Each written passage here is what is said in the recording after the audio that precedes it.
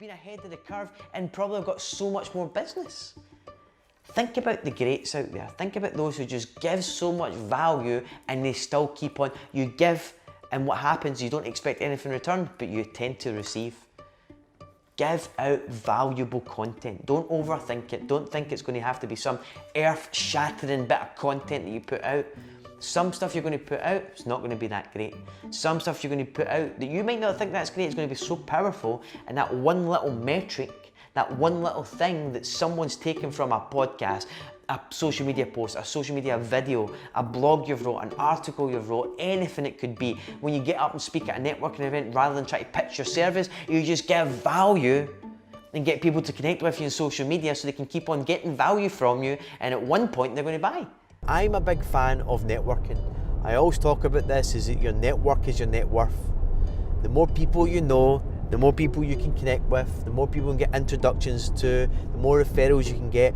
All of that makes a big difference in your business. Absolutely, it's a must, especially if you're just starting out in business, especially if your network is quite small. You really need to expand that network. You need to get out there, do meetings, but there's a challenge with that. And that challenge is if that you are attending a networking event, so let's take everyone, there was a couple hundred people there who were all networking, you don't have the possibility to network with everyone in that room. If you're having a couple of minutes conversation with someone, then you're really not building enough rapport, you're not getting a deep, meaningful conversation. All you're really doing is just having an initial conversation and building up some connections to go meet someone for a coffee, for lunch, exchange emails. And I'm going to be honest with you, and this is why the whole topic about business is evolving.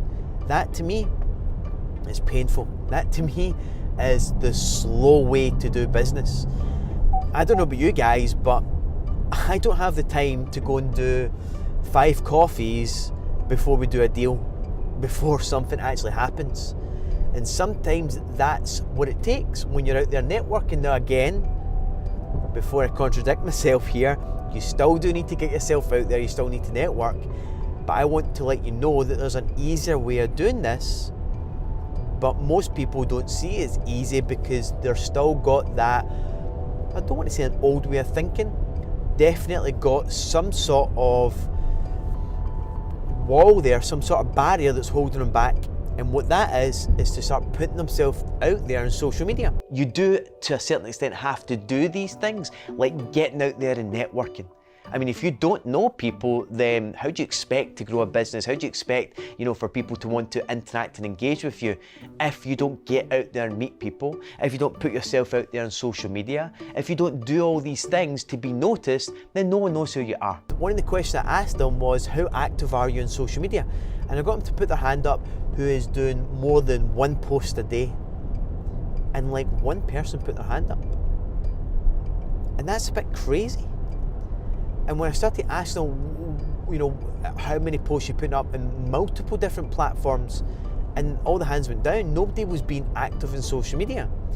So what people forget is that with myself, let me take my example, and what I found through my own social media is that when I put myself out there with multiple posts on different platforms every single day, yes, that means the weekends as well. Because if you want to make money in the weekends, then put content out in the weekends. If you don't want to make money in the weekends, then don't put content out. You can't ever have enough content going out. Every tweet, every post, anything you put out on social media, imagine it as a grain of salt. And that grain of salt, you're dropping it into the ocean. It's lost, it's gone. It's just, that is online social media. When you put a tweet out there, it's consumed and it's gone and it's forgotten about. If you go and put a post out there on LinkedIn, which is the best networking social media platform for businesses anyway, for doing business, if you do 1 post, it's forgotten about. So you need to get into the mind of your connections. You need to get people interacting with your posts. You need to get to the point that when you're turning up to a networking event, everybody knows you, or people know you, or people coming up to you and saying, hey, you're such and such, I see your content online, I love the stuff that you're sharing. And then that cuts the 5, 6 coffees that you need to go and do business with someone, because you turn up in the room And what's going to happen is that you're noticed, you're recognised. People already feel that they know you. Rapport's been built. Why? Because they're following along with you in social media. You're being active, you're putting yourself out there, you're taking people on the journey of what you're up to and what you're doing. This is how business has evolved. So you've got to participate in that if you want to be seen and build a brand, a personal brand. So keep this in mind when you're putting content out. Now, the thing that holds people back from putting content out is a couple of things. One, the most common thing I hear is, Paul, I hate the sound of my voice, let alone see myself on camera talking. Paul, I don't have time for that. Paul, what if I need to, last time I tried to record a video, it took me an hour and I'd done so many takes. Well, that's fine. You don't need to be perfect. The good thing about video content being the focus these days in consuming social media and consuming people's minds is that people love authenticity as well. They like how you're just yourself, you're just normal, you're not polished, you make a few mistakes on video. It's great, it's awesome. You've got an opportunity just to be you. I never do second or third takes now. In the early days when I was doing video content a number of years ago, it would take me an hour or two. But you can practice this stuff, just like anything else you can practice. Here I am in Costa Rica walking along the beach. All you need to do is pick up your frickin' phone, stick on your earphones just to get a little bit better sound, hit record and talk. If it's for no one other than yourself, then great. This is where you start to get the practice. And most people, when it comes to social media, oh, well, I need to draft up the perfect post. I need to get the perfect picture. No, just put stuff out there. Oh, but what if I put something out there, a comment that people don't agree with? Who gives a shit? Because you're not there to appease the masses. You're there to talk to your target market. If you follow along with me in social media, likelihood is that you like some of the stuff that I put out, you're in agreement with some of the stuff, you like my content. Hey, if you didn't like the stuff I'm putting out, you wouldn't be listening to this podcast, let's put it that way, all right? So this is what you need to remember. You're not there trying to build up a mass following. You're there to target your market, target those people who like what you're sharing. And some people go, oh, well, I can't put that out too much. People think I'm bragging. People think that I'm just, shouting about my... Of course you are. That's the point. That's the point. It's gone are the days where you need to, oh, well, should I put too much out? And am I talking about myself too much? Am I bragging too much? Am I, who gives a shit what anybody thinks? You've got to be bragging about yourself. You've got to be putting yourself out there. You've got to be sharing your vision.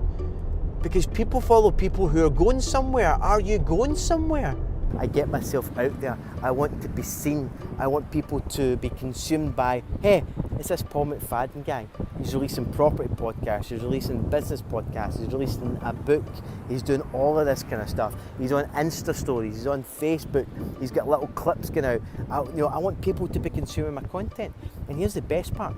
If you record some video content like this, you're going to have so much content, it's unbelievable. You can, or you can get someone to go in and chop this into 45-second clips or 60-second clips or 30-second clips, whatever, and put those little clips and drip feed those out across social media as well.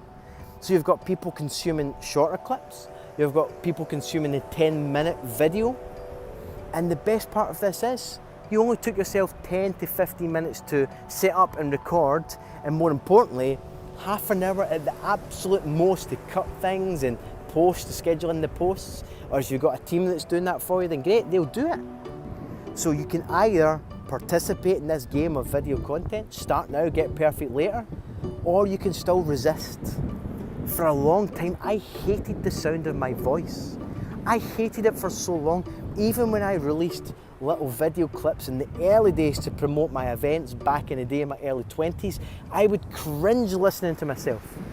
When I saw, video clips of me standing in front of the room when I was presenting and doing, events in my early 20s, I couldn't watch myself. I hated listening to myself. I really did. But then I realised everybody listens to that voice already. It's only me that's got a problem with that voice. That is my voice. Everyone hears that, so it makes no difference. So if everybody already hears my voice like that, I need to become comfortable with my own voice. And then I also realised that this is me. When I look in the mirror, this is who I see. Thankfully, I like what I see. So other people see me as who I am. So if I happen to see myself on camera, that's how everybody else sees me anyway. So again, it's in my own mind. Your own mind is the thing that's holding you back from releasing content. The other things we need to handle is, okay, what if I record a video and I make a mistake? So be it. So be it. It does not matter. If you make mistakes, it just means you're human. And people like that. People like that you can be vulnerable, that you also make mistakes. It makes you relatable. It doesn't matter. And if you're not being heard, if you're not being seen, and you're doing business the old way, and I'm not saying you shouldn't, but when you're networking in person, it's 1 to a handful. You're not going to be able to work that whole room. But when you're out there, putting yourself out there on social media, that's the low-hanging fruit. You're doing 1 to many, 1 to the masses. All it takes is a handful of people to jump in a conversation and a post and get a bit of a debate going, and guess what's going to happen? Your post could go viral, a lot more people are going to see it. You know, some of our posts on LinkedIn are averaging anywhere between 40 and 50,000 views. And you can't get that at a networking event. And this is why the youth, this is why those in their late teens, early 20s are going to clean up, because the speed of implementation, they're not overthinking things, they're just putting content out there, they're not worrying, they're just on their phone, they're not trying to get perfect, they're just putting stuff out there, and that's why they're being seen. That's why they're the ones that people want to do business with. That's why business is evolving. And there was many different things that you can talk about why business is evolving. I love the event, I love the concept, I love the idea, and I took on the whole angle of, hey, we're all here to network, we're all here to do business, but wouldn't it make sense to start thinking differently on how we can grow our network?